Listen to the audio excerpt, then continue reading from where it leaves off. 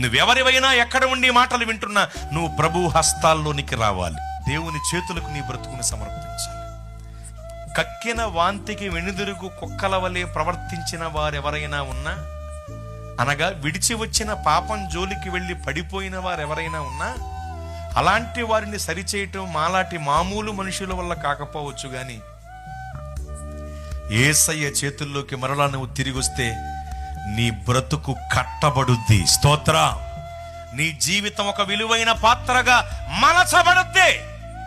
కనుక నీవు ప్రభు చేతుల్లోకి రావాలి. ఎవరైతే ఈ మాటలు వింటున్నారో, నువ్వు లోకంలో, పాపంలో, సాతాను చేతుల్లో ఉన్నావా? ప్రభు హస్తాలకు నీ బ్రతుకుని సమర్పించు. ఒక విలువైన పాత్రగా నువ్వు మలసబడతావు.